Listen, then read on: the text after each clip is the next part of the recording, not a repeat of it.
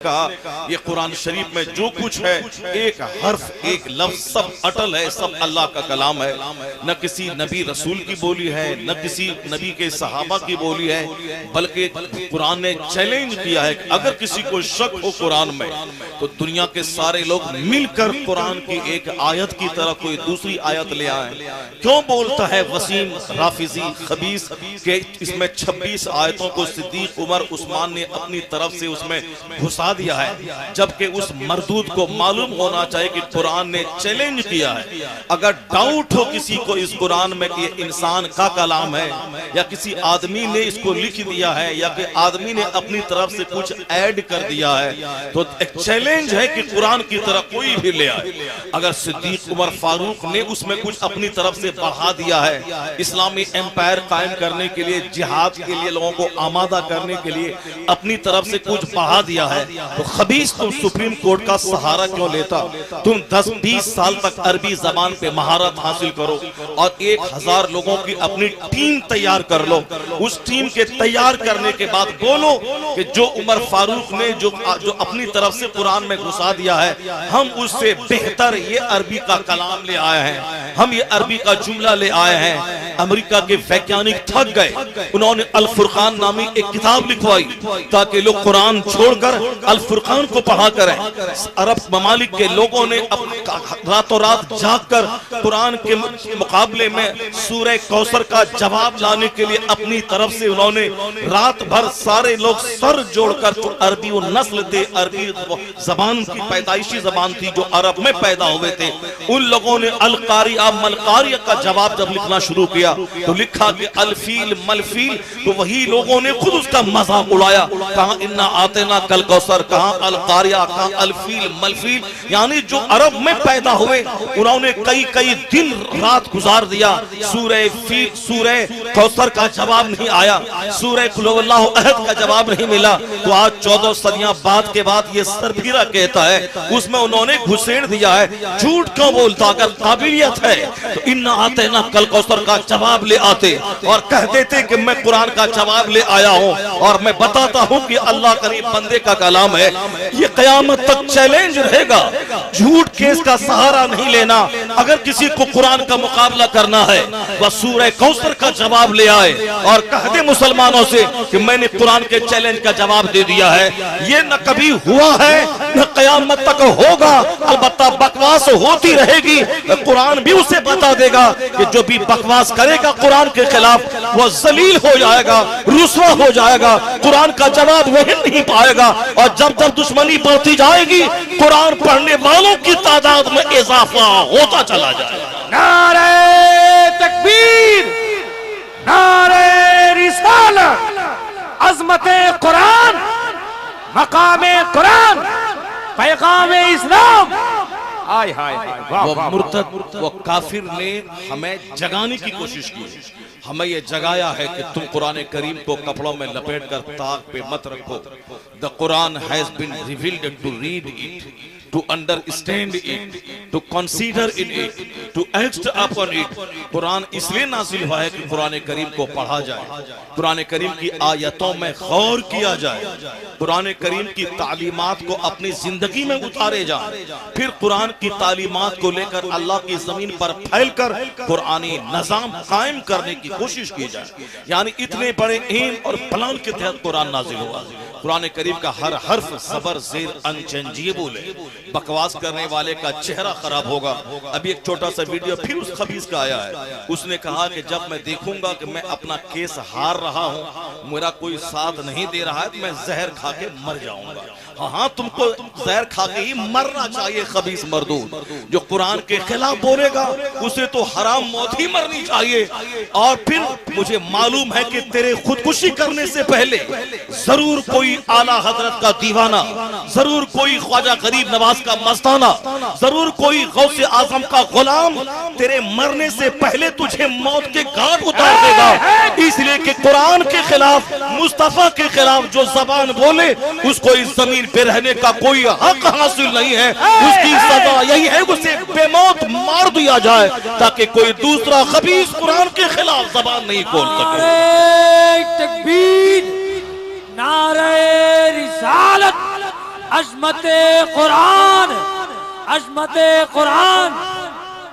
सारे लोग अपना अपना काम करते हैं। फकीर खानकाहों में बैठकर अल्लाह अल्लाह करते हैं, आलिम दरसगाहों में बैठकर काल अल्लाह काल रसूल की सदा अपने शागिर्दों तक पहुंचाते हैं, खतीब खिताबत करते हैं, शायर नात पढ़ते हैं, नकीब नजामत करते हैं, बादशाह अदल और इंसाफ से हुकूमत चलाते हैं, खेती बाड़ी करने वाले लोग अपने हिसाब से खेती बाड़ी करके उसका उश्र निकाल के मदरसा के मुस्तफ़ा के मेहमानों की खिदमत करते हैं, मालदार लोग अपना पैसा कमा के ज़कात निकाल के मदरसा चलाने का इंतजाम करते हैं। सारे लोग अपना अपना काम करते हैं। तो आप भी अपना काम कीजिए, हम भी अपना काम कर रहे हैं, और जो मुस्तफा के गुस्ताखों की छटाई करने के लिए पैदा हुआ है वो भी खामोश ढंग से अपना काम कर रहा है। और जब वक्त आएगा तो पता चल जाएगा कि जिस तरह कमलेश हुआ उसी तरह कुरान करीम के दुश्मन का भी वही हाल होगा। तो आप अपना काम कीजिए, हम अपना काम करते हैं, और जो गुस्ताखों की खबर लेने के लिए पैदा हुआ है वो भी अपना काम कर रहा है,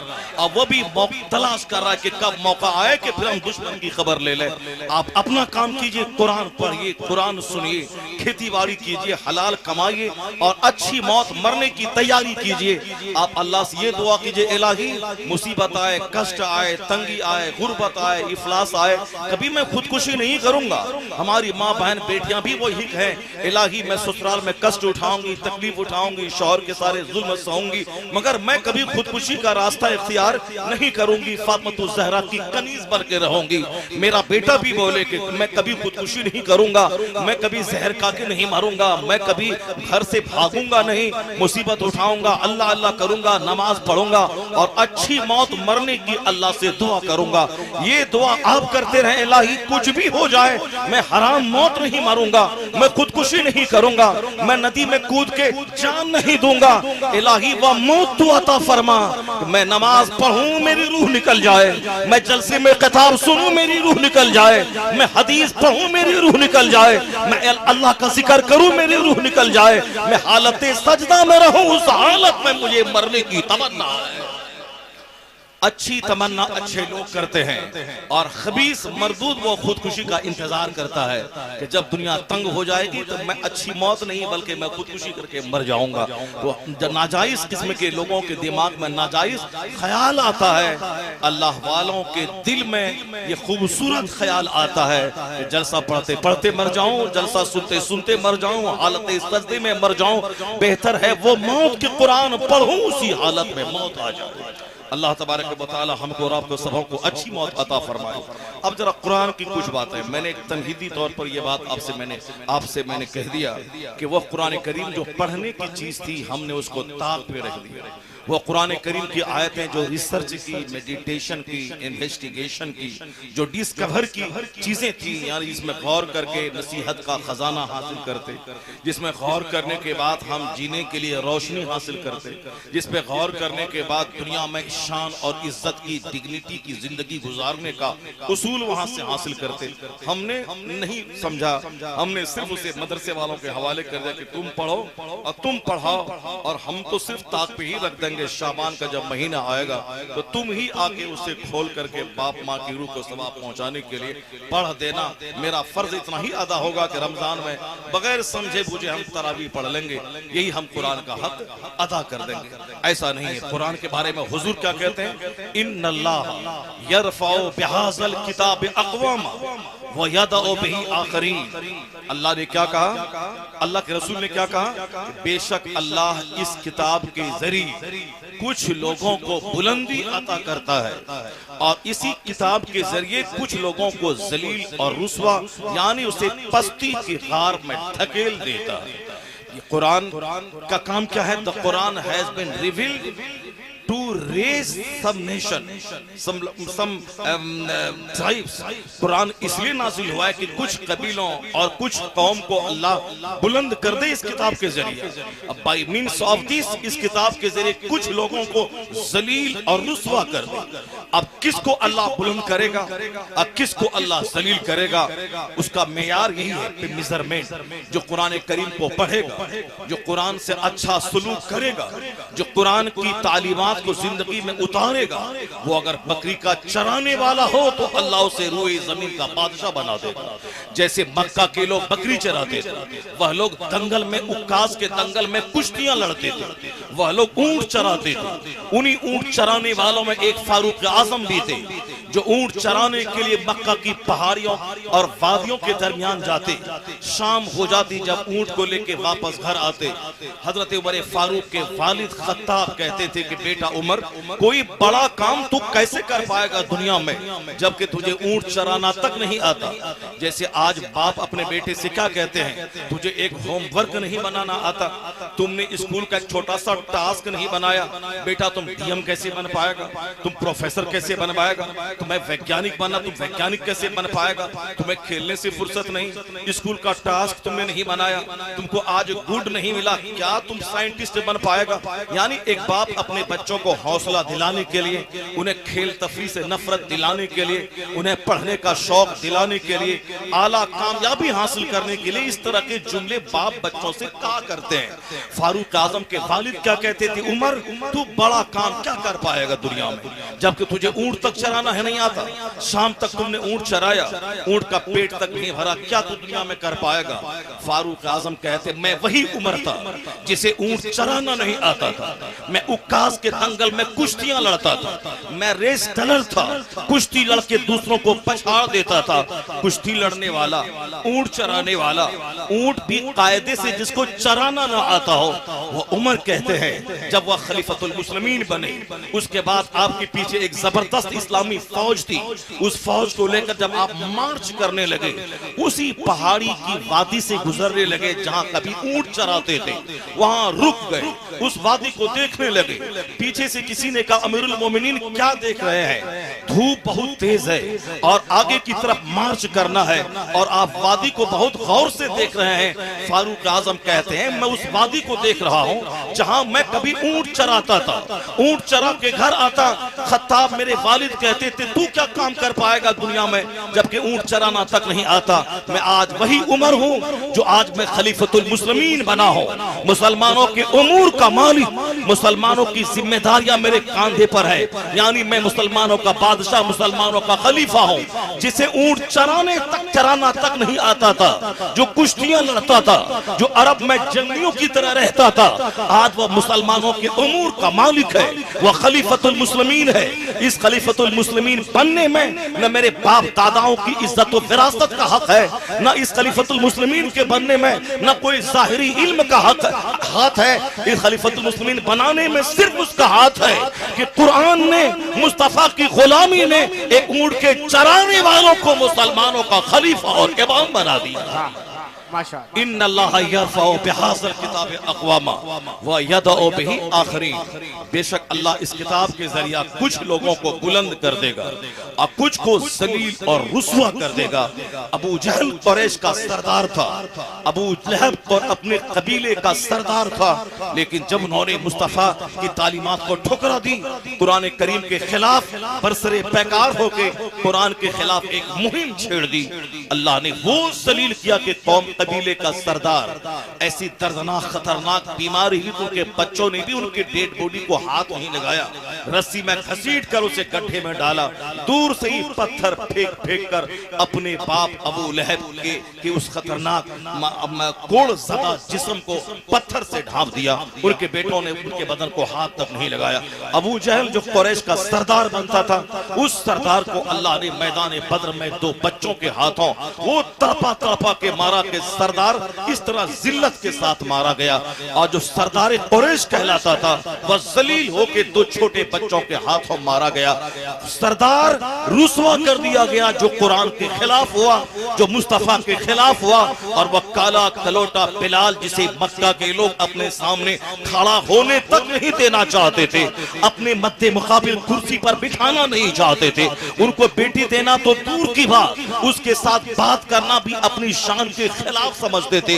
मैं गुलाम से बात करूं, मैं इस काले से बात करूं, मगर जब से बिलाल ने कुरान को सीने से लगाया, मुस्तफा के कदमों से अपने आप को वाबस्ता कर दिया, तो हुजूर की गुलामी और कुरान से अच्छी अकीदत और कुरान से वाबस्तगी ने उस मकाम पे पहुंचाया कि अब वही बिलाल जब कुरान को सीने से लगाया, हुजूर के कदमे नाज को सीने पे रखा, मुसलमान बनकर मुस्तफा की गुलामी शुरू की। अब अरब के लोग कहते थे काश बिलाल मेरा दामाद हो जाता तो हम उसकी दामादी पे फख्र महसूस करते, मेरी नस्लें उस पर फख्र करती। कुरान से गहरा ताल्लुक जब बिलाल का जुड़ा तो गुलाम कुरैशियों का सरदार और इमाम बन गया, और जिसने कुरान की मुखालिफत की वह कुरैश का सरदार था, उसे सलील रुसवा करके तापा के मार दिया। इन्नल्लाह यरफ़उ बिहाज़िल किताबि अक़वाम व यदउ बिही आख़रीन। अल्लाह इस किताब के जरिए बाज लोगों को बुलंद कर देता है और इस किताब के जरिए बाज कौम को अल्लाह पस्त कर देता है। यानी वह ज़माने में मुअज़्ज़ज़ थे मुसलमान होकर, हम खार हुए तारिके कुरान होकर। आज से 500 साल पहले मुसलमानों के घर में रोजाना 4-4 घंटे स्टडी करने का माहौल था। मुसलमानों की बेटियां पढ़ती थी, मुसलमानों की बीवियां पढ़ती थी, मुसलमानों के बच्चे पढ़ते थे। उनका एक ही काम था कुरान से एनर्जी लेना, उस एनर्जी को लेकर समाज में एक अच्छी जिंदगी गुजारना, कुरान करीम की तिलावत करके वहां से जीने का शऊर लेना, और फिर उस शऊर को प्रैक्टिकल में ढाल कर समाज का एक सक्सेसफुल, एक कामयाब, एक सफल व्यक्ति बनना। यहाँ से एनर्जी लेना, मैदान जंग में जंग करना, यहाँ से एनर्जी लेना, और घर में एक कामयाब बाप, कामयाब शौहर, कामयाब भाई, कामयाब पड़ोसी, कामयाब मुसाफिर, एक कामयाब फर्द समाज का बनना। दौलत कमाना कामयाबी नहीं है। दौलत तो आजकल जो चमार था, जो मेरे घर में गाय चराता था, जो हमारी बकरियां चराता था, जो हमारी मुर्दा बकरी की खाल खींचकर रोजी रोटी का जरिया हासिल करता था, आज भी कई करोड़ के मकान में वो रहता है। कल तक जो हमारे घर में झाड़ू लगाता था, वो आज 10-10 लाख रुपए की बलेनो कार पे चल रहा है। कल तक जो आपके खेत में रुपाई करता था, जो आपके खेत से जंगल उखाड़ता था, वो आज 30-30 लाख रुपए की फॉर्च्यूनर पे चल रहा है। कल वह लोग जो मुंबई जाके दूसरों की फैक्ट्री में काम करता था, वह लोग आज 50-50 लाख रुपए की कार पे चल रहा है।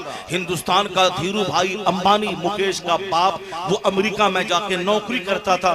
नौकरी करते करते अमेरिका से वापस इंडिया आया, उनको कोई काम करने का सुराग लग गया।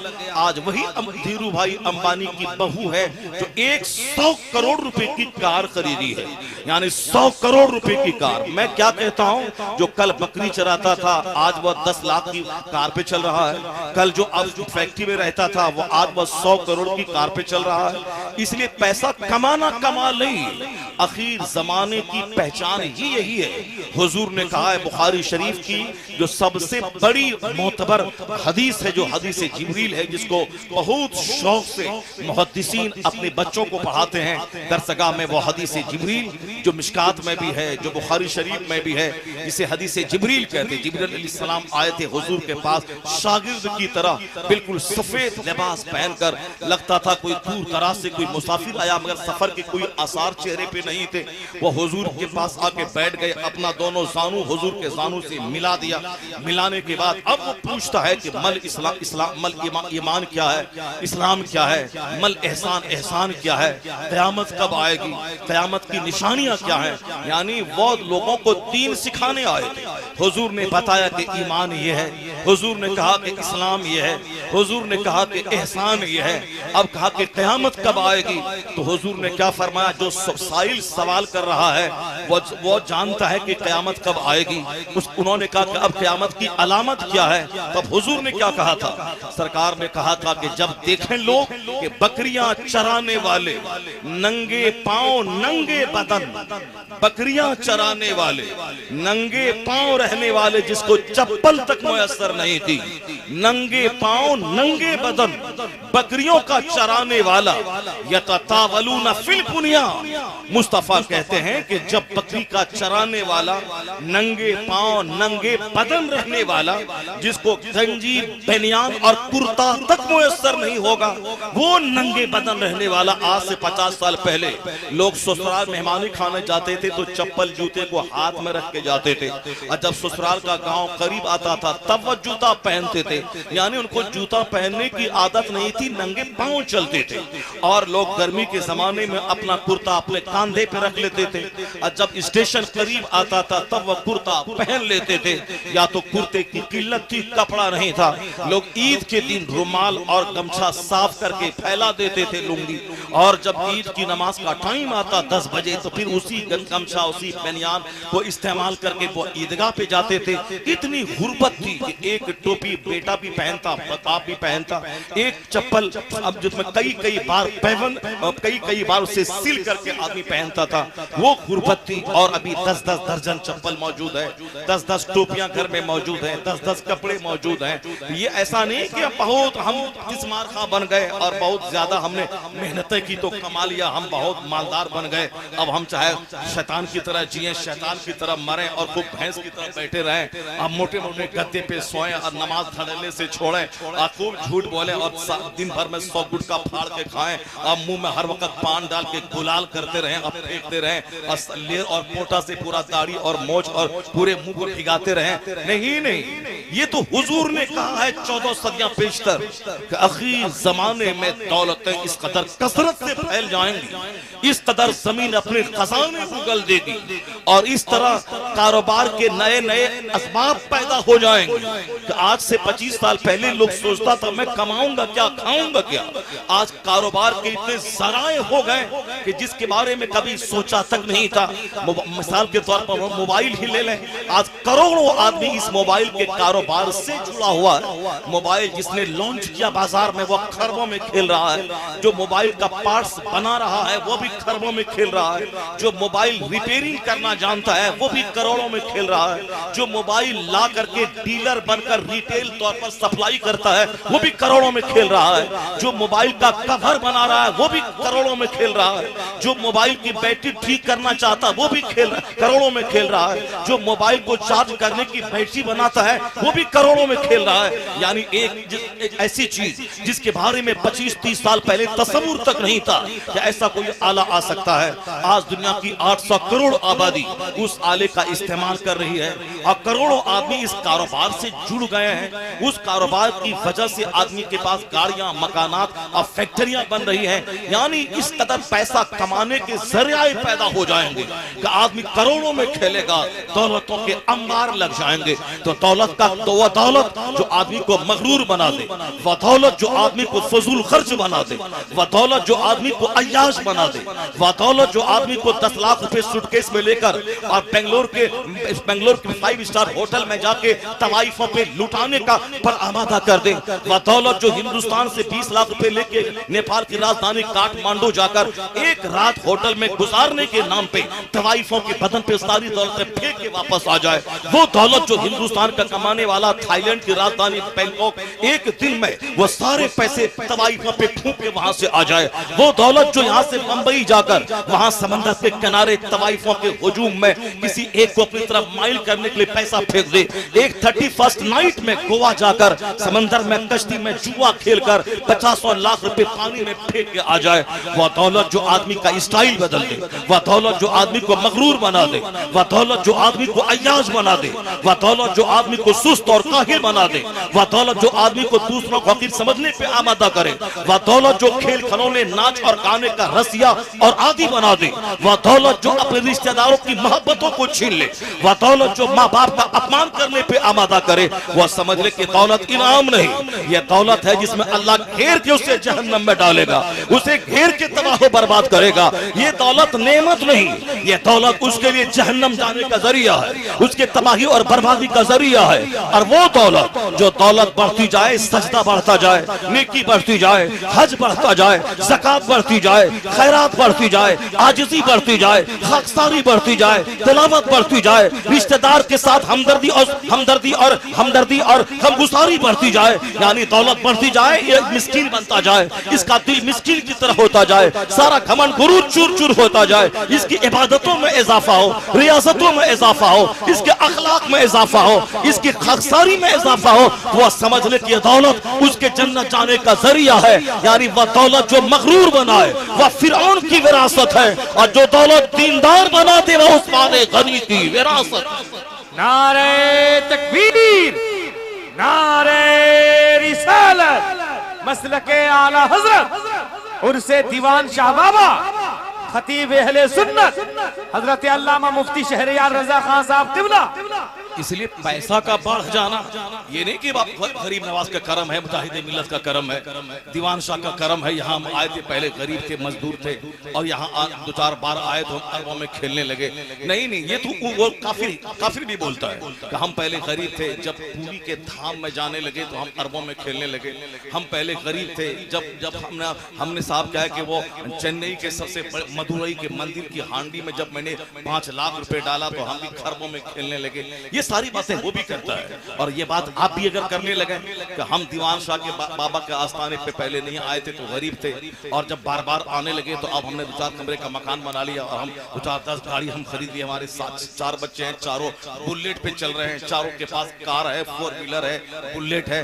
ये बोली काफिर भी बोलता है, ये बोली दूसरे लोग भी बोलते हैं कि हम काशीनाथ गए तो हम जगन्नाथ गए, हम साहब गोरखनाथ गए तो हमको ये हो गया। और आप भी वही बोलेंगे, बोलेंगे, जबकि हुजूर ने 1400 साल पहले कहा, आखिर जमाने में नंगे बदन रहने वाला आलीशान फलक पोस इमारतों में इतराएगा।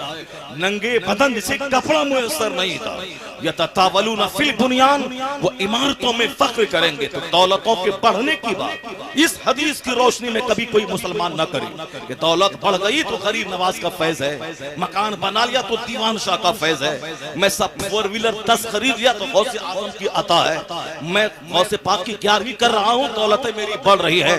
दौलत का नाम जहां लेंगे आप समझ जाएं कि तबाही और बर्बादी है, चूंकि हुजूर ने कह दिया है बकरी का चराने वाला आलीशान इमारत में फख्र करेगा, नंगे बदन रहने वाला वह करोड़ों के मकान में रहेगा। फिल बुनियान का क्या मतलब हुआ? आलीशान इमारतों में फख्र करेगा। ये जब ऐसा देख लेना तो समझ लेना कयामत अब करीब आ गई है। ये कयामत की निशानी है कि जमीन अपने खजाने उगल देगी। फरात की नहरें, जो दुनिया की सबसे बड़ी कीमती नहर, वो दरिया फरात, जहां समझ करबला का मार्का वजूद में आया, जिस फरात के किनारे, वह फरात की नदियां सोने के पहाड़ उगल देगी। और आज मोतबर सराय से खबर मिल रही है, वह दरिया फरात व नहरे फरात यानी एक नाला है जो बहुत लंबा नाला, बहुत लंबी नदी, यानी कई मुल्कों से वह दरिया फरात का गुजर हुआ है। इराक से, सीरिया से, कई ममालिक से वह दरिया फरात, जैसे हिंदुस्तान में गंगा है या कई स्टेट से गुजर के बहती है यह गंगा, यानी बंगाल की खाड़ी से निकलकर बंगाल होते हुए, बिहार होते हुए, उत्तर प्रदेश होते हुए, ये बहुत दूर तक इसका सिलसिला फैला हुआ है। उसी तरह वो दरिया फरात है, दरिया दजला है, जो कई ममालिक से वो दरिया फरात का गुजर हुआ है। फरात का किनारा, फरात की नदी सोने के पहाड़ उगल देगी। यानी अभी मोतबर सराय से खबर मिल रही कि बाद जगहों पे उस नदी से सोने के पहाड़ जाहिर हो गए हैं। गवर्नमेंट की फौज ने उस पर पहरा बैठा दिया है, दूर दूर तक उसे ब्लॉक कर दिया है कि उसे करीब तक ना जाए। नदी से पहाड़ निकल रहे हैं सोने के। मान लिया जाए आपका मकान सोने का अगर बन भी जाए तो उससे क्या होने वाला है? कितने दिन तक उस सोने के मकान में आप रहने वाले हैं? आज सोना अगर भूख लगे और एक पहाड़ सोने का आपके सामने मौजूद हो, अगर वह पानी नहीं रहे प्यास बुझाने के तो सोना पी के आदमी प्यास बुझाएगा। अगर रोटी चावल न रहे तो क्या सोना खा के आदमी जिंदा रहेगा? जिस सोने की खातिर हम आज बेचैन और बेकरार रहते हैं, वो उस सोने को अल्लाह इतना सस्ता और अर्जा बना देगा कि हुजूर ने क्या कहा, उस जमाने में जो सोने को खातिर में नहीं लाएगा, यानी गोल्ड के पहाड़ को देखेगा, उसमें से एक रत्ती, एक सपूंड तक नहीं लेगा, वो शख्स कामयाब होगा।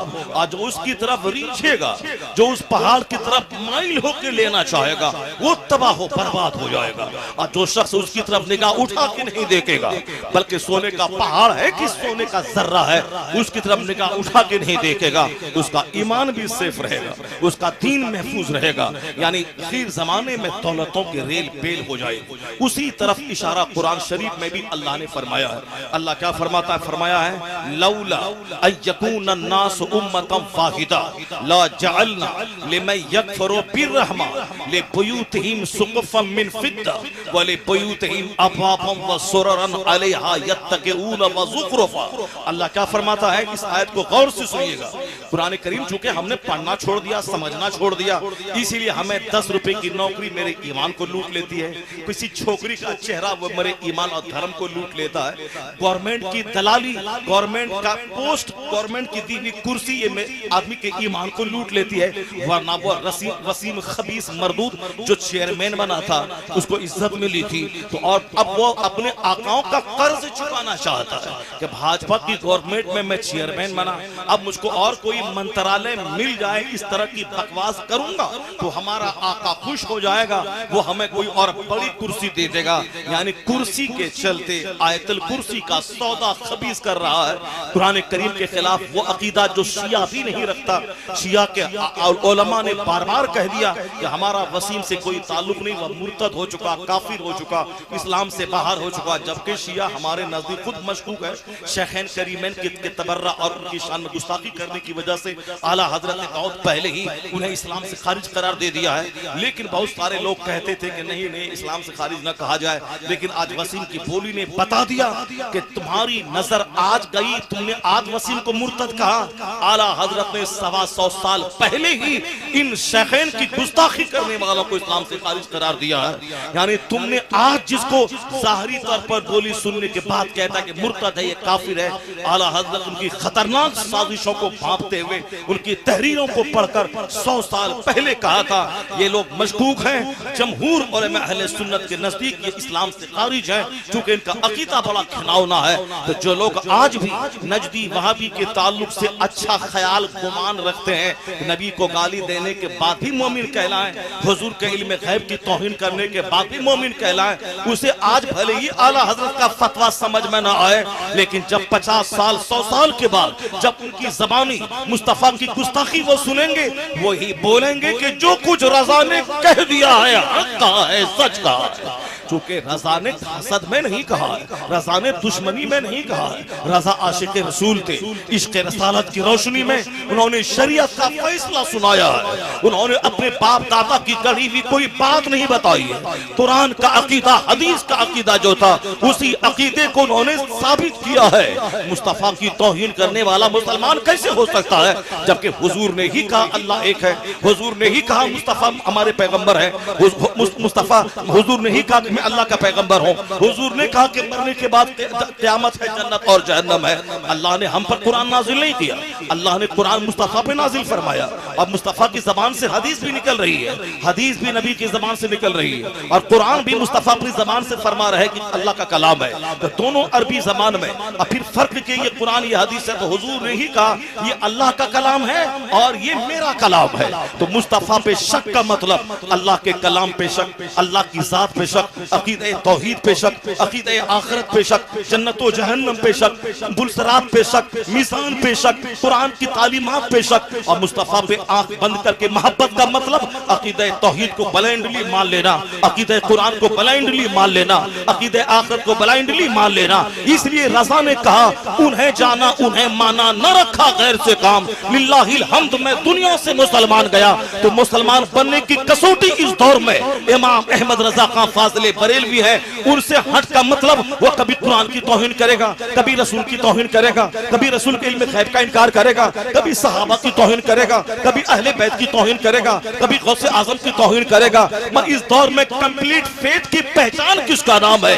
औलिया और सालिहीन की विरासत संभाले हुए इस दौर के सबसे बड़े मुजद्दिद इमाम अहमद रजा का नाम जब बीच में आ जाता है, इसका मतलब उनका मानने वाला वो ख्वाजा का भी चाहने वाला होगा, गौस का भी चाहने वाला होगा, आला हजरत का मानने वाला वो हजरत हसन करीमैन का भी आशिक होगा, वो सहाबे कराम का भी दीवाना होगा। आला हजरत का मानने वाला वो मुस्तफा को आंख बंद करके इज्जत शान और शौकत को तस्लीम करके उनकी तालीमात को स्वीकार करेगा, किसी एंगल से तौहीन नहीं करेगा और अल्लाह रब्बुल इज्जत की अजमत में कोई फर्क नहीं आने देगा। तो मुमकिन है कि कोई अल्लाह को माने रसूलुल्लाह को ना माने, कोई रसूल पाक को माने इमाम हसन को ना माने, कोई हुसैन को माने सिद्दीक अकबर को ना माने, इमाम आजम को कोई माने गौसे आजम को ना माने, गौसे पाक को माने कोई गरीब नवाज को ना माने, लेकिन रजा का नाम जब बीच में आता है वह खुदा की तौहीद भी है, मुस्तफा की रिसालत भी है, सहाबा की इज्जत भी है, अहले बैत की अहमियत भी है, इमाम आजम की मोहब्बत भी है, गौसो खाजा की अजमत भी है। तो इस दौर में कंप्लीट मोमिन की कसौटी